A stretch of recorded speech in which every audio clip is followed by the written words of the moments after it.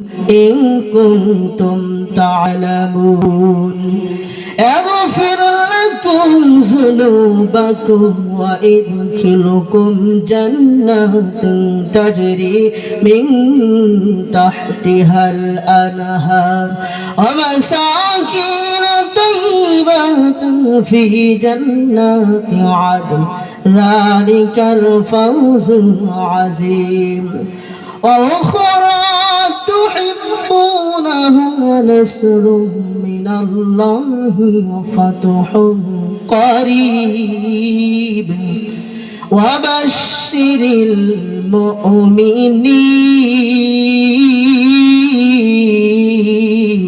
المؤمنين.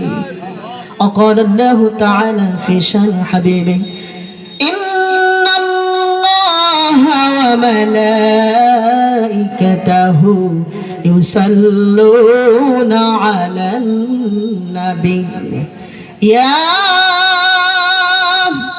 أيها الذين آمنوا صلوا عليه وسلموا تسليما اللهم صل على سيدنا مولانا محمد وعلى آل سيدنا مولانا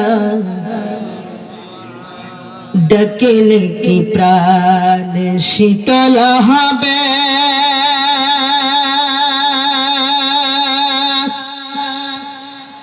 আরে ও জামালনগর বাসী ডাকলে কি প্রাণ শীতল হবে আর না দেখিলে নয়নে দয়া করে দিবেন দেখা এসে ঘুমের স্বপ্নে আল্লাহুম্মা সাল্লি আলা مولانا محمد وعلى آل سيدنا رسولنا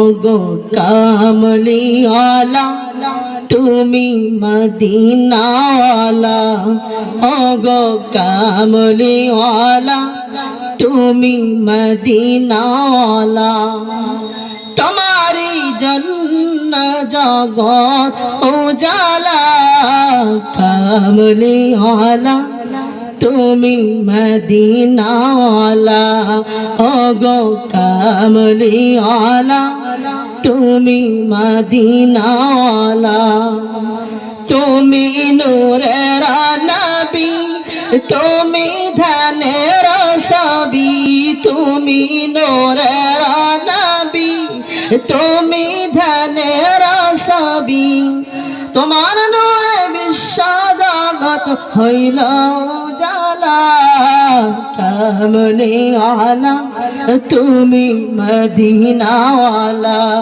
কামলিওয়ালা তুমি মদিনাওয়ালা তুমি নয়নের তারা তুমি হৃদয়ের সারা তুমি নয়নের তারা তুমি হৃদয়ের সারা তোমার নামে দুরূদ পড়ে আল্লাহ তাআলা কামলিওয়ালা তুমি মদিনাওয়ালা ওগো কামলিওয়ালা তুমি মদিনাওয়ালা তোমারি জন্নে জগৎ জালা কামলিওয়ালা তুমি মদিনাওয়ালা ওগো কামলিওয়ালা তুমি মদিনাওয়ালা।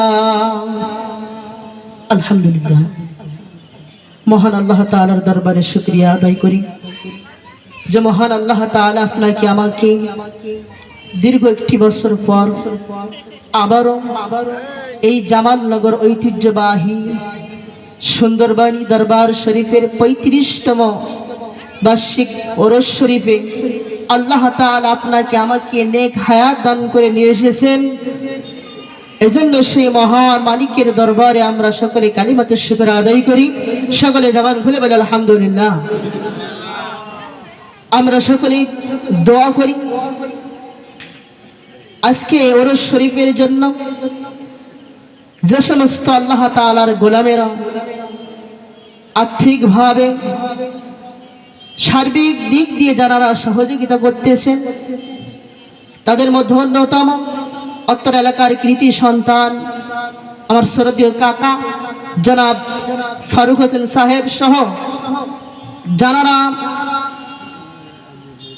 অক্লান্ত পরিশ্রম করতেছেন, তাদের মধ্যে মোহাম্মদ আমার বড় কাকা রবিউল ইসলাম ইয়া আরব সর্দার, রিফন কাকা, শোয়েব কাকা সহ বদরুজ্জামান বদর কাকা সহ এমনি ভাবে রাকিবুল হাফিজ কাকা সহ যারা দিন রাত পরিশ্রম করতেছেন, আল্লাহ তাআলা এই সমস্ত গোলামদেরকে যেন কবুল করেন এবং অত্র এলাকার প্রত্যেকটা মুসলমান এই ওরস শরীফের জন্য তারা সহযোগিতা করতেছেন। আল্লাহ তাআলা অত্র এলাকার ভিতরে এই সহযোগিতার কারণে যেন সহযোগিতার ওসিলা করে যেন অত্র এলাকার উপর থেকে সকল বিপদ আপদ বালা মুসিবতকে হেফাজত করেন। সকল বলে আল্লাহুম্মা আমিন।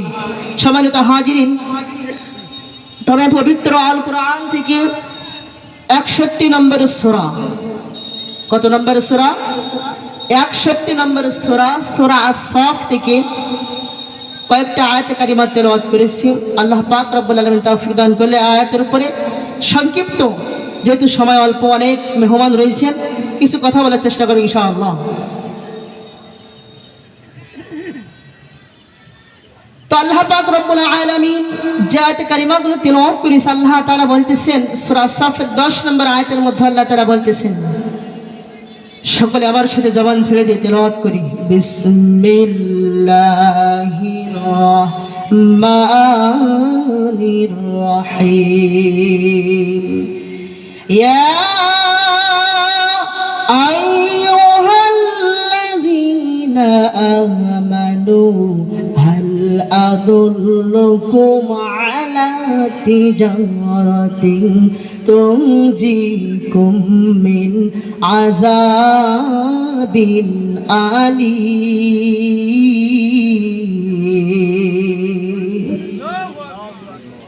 কি আল্লাহু আকবার বলতে কি কোনো সমস্যা আছে? তাহলে সকলে জবান খুলে বলেন না আল্লাহু আকবার। এসো না আল্লাহর নামে গান গাই, এসো না মন প্রাণ জোড়াই, এসো না মন প্রাণ জোড়াই। আল্লাহু আকবার বলো, আল্লাহু আকবার, আল্লাহু আকবার বলো, আল্লাহু আকবার। ও মধুর নামটি নিলাম হৃদয় হাসে, ও মধুর নামে সুখ নেমে আসে। ও নামের তুলনা চলে না চলে না, ও নামের তুলনা মিলে না মিলে না, তুলনা নাই নাই নাই। এসো না আল্লাহর নামে গান গাই, এসো না মন প্রাণ জোড়াই। সকলে জবান খুলে বলে আল্লাহু আকবার। সম্মানিত হাজিরিন, আল্লাহ পাক রব্বুল আলামিন 61 নম্বর সূরা, সূরা সাফের 10 নম্বর আয়াতে কারিমার মধ্যে বলেন, ইয়া আইয়ুহাল্লাযীনা আমানু হাল আদুল্লুকুম আলা তিজারাতিন তুনজিকুম মিন আযাবিন আলীম। আল্লাহ তাআলা ঈমানদারদেরকে ডাক দিয়ে বলতেছেন, একটু আওয়াজ দিয়ে বলেন কাদের ডেকে বলতেছেন? কি ঈমানদার বলে নিজেকে স্বীকার করতে গেলে লজ্জা লাগে? আসলে ঈমানদার বলে আমাদের নিজেদের ঈমানদার এটা দাবি করতে লজ্জা লাগে। কারণ কি? কারণ ওই যে ভাইয়ের জমি, বোনের জমি, ফুফুর জমি, গরিব অসহায়ের জমি বিভিন্ন হক নষ্ট করেছে, এই জন্য তো নিজেদের যে ঈমানদার বলে দাবি করবে। এখানেও সমস্যা দেখা দেয়। আমরা সকলে কি ইমানদার? সম্মানিত হাজিরিন, তো আল্লাহ তাআলা ইমানদারকে দেখে বলতেছেন, ও ইমানদারেরা, আমি কি তোমাদের এমন একটা ব্যবসার কথা বলবো না, এমন একটা ব্যবসার পথ কি তোমাদের দেখায় দিব না, যে ব্যবসার মাধ্যমে, যে ব্যবসাটা করলে তোমরা পরকালের জগতে জাহান্নামের আগুন থেকে মুক্তি পেয়ে যাবা। সুবহানাল্লাহ। এমন একটি ব্যবসার কথা আল্লাহ বলতেছেন, যে ব্যবসাটা করলে পরকালে জাহান্নামের আগুন থেকে তোমরা মুক্তি পেয়ে যাবা। তাহলে ব্যবসাটা আমাদের শোনা দরকার আছে না নাই? সম্মানিত হাজিরিন, আমরা আল্লাহকে বললাম,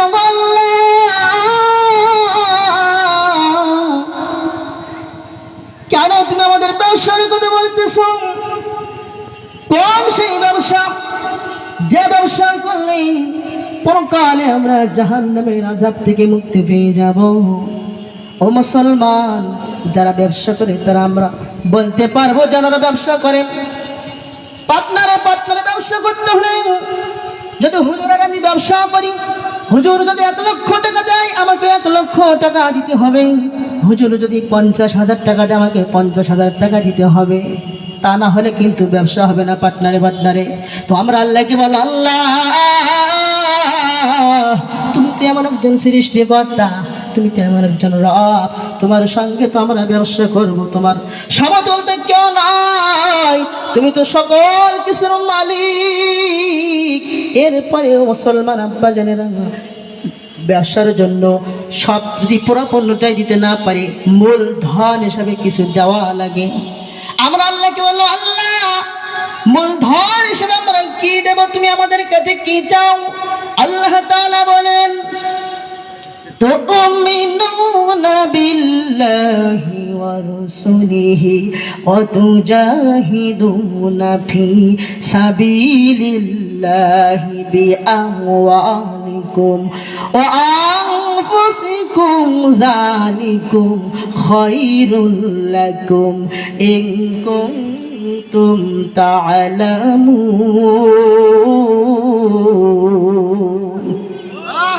আল্লাহ তাআলা বলেন যে মূলধন হিসেবে তোমাদেরকে 4টা জিনিস দিতে হবে। একটু জোরে বলেন তো, কয়টা জিনিস?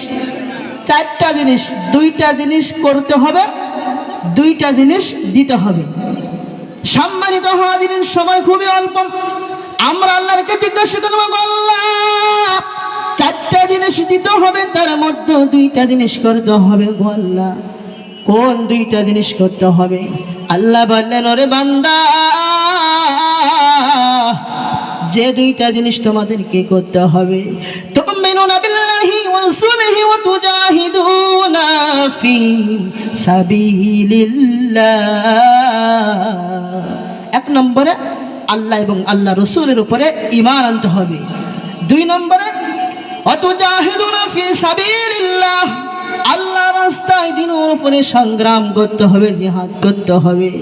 এই 2টা জিনিস করতে হবে।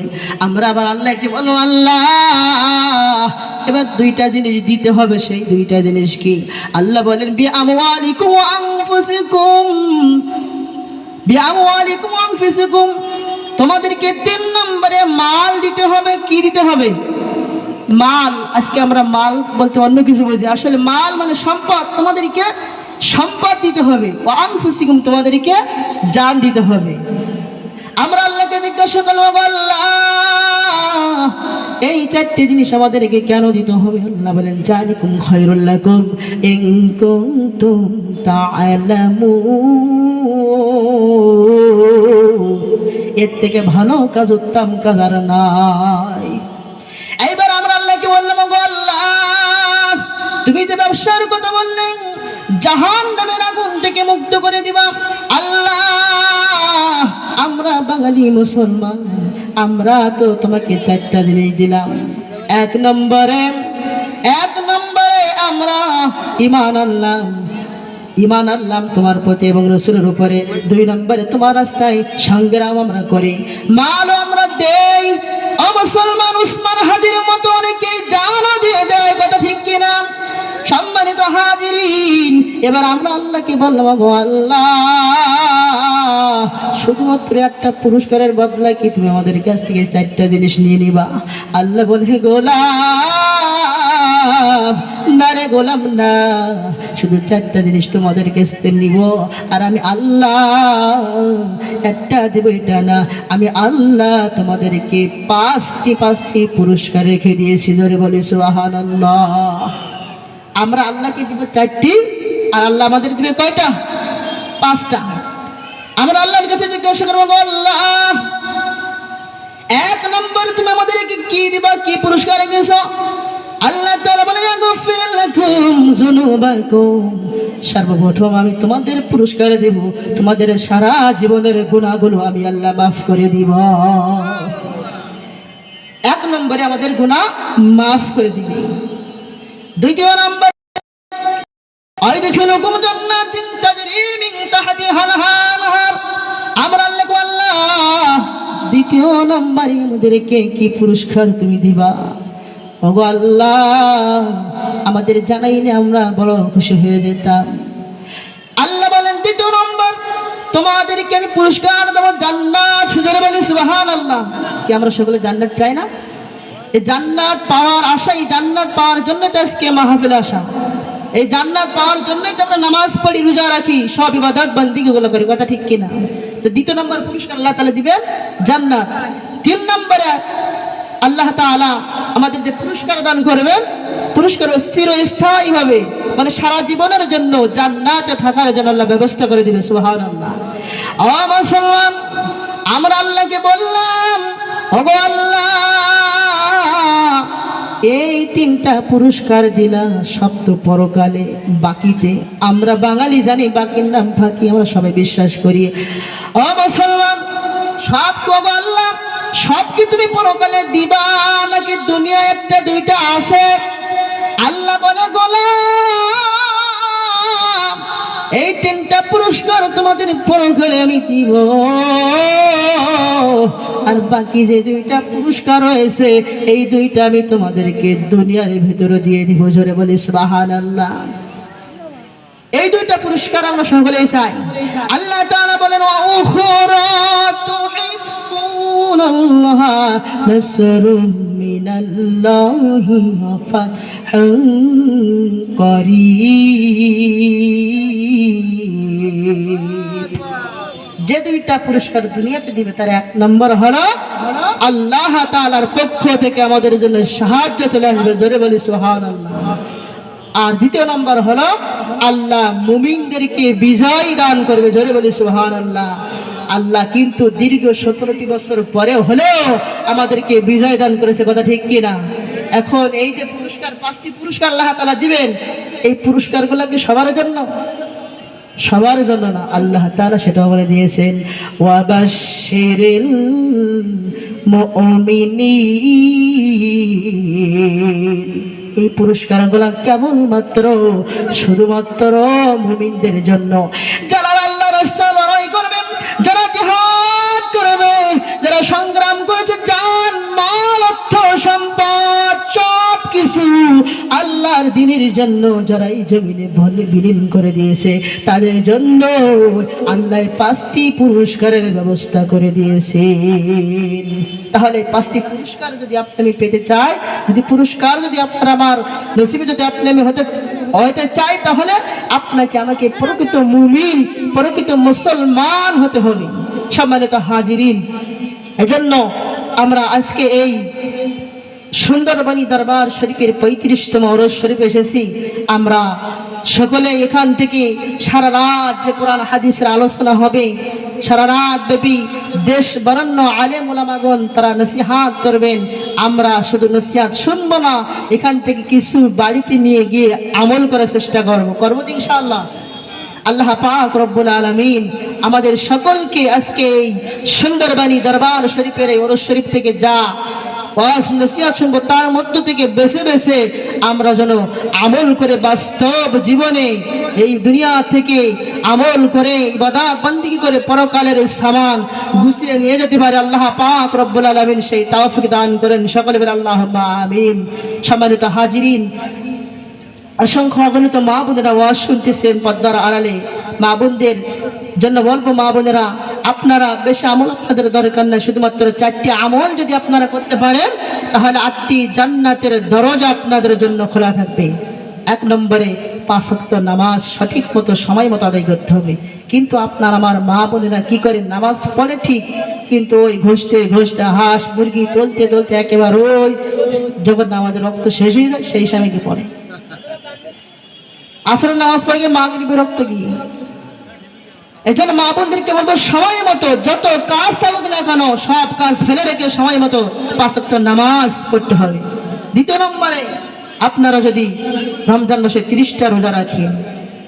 3 নম্বরে যদি আপনারা স্বামীর খেদমত করতে পারেন। স্বামীর খেদমত আজকাল আস্তে আস্তে উঠে যাচ্ছে, এরপরে কম হলেও করে। আর 4 নম্বর হলো পর্দা। এই 4টি আমল, পর্দা রস হচ্ছে তামাম বিশ্বে জুড়ে প্রত্যেকটা দিন অনেক জলসা এই বাংলাদেশে হচ্ছে, প্রত্যেকটা মাহফিলে কিন্তু পর্দা রস কম হচ্ছে না। কিন্তু পর্দা পর্দা পর্দা বলে হুজুরেরা যত গলা ফাটাচ্ছে, আমার মাহমুদেরা ততই বলতে পর্দা মেঘনা যমুনা সব এক করে ফেলতেছে। হুজুর যতই বলে বলুক, আমরা পর্দা করতে পারবো।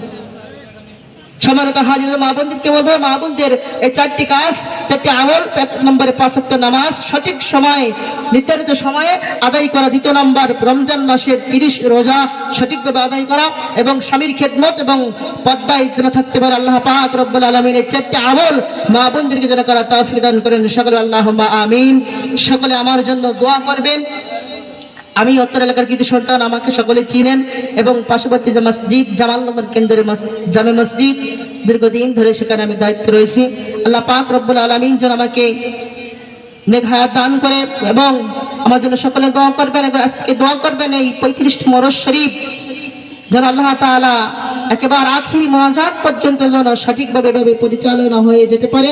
আল্লাহ পাক রব্বুল আলামিন সেই তৌফিক দান করেন সকলে বলে আল্লাহুম্মা আমিন। দুরূদ শরীফ পড়ে আল্লাহুম্মা সাল্লি আলা সাইয়্যিদিনা মাওলানা মুহাম্মদ ওয়া আলা আলি সাইয়্যিদিনা রাসূলানা মুহাম্মদ। আলহামদুলিল্লাহ।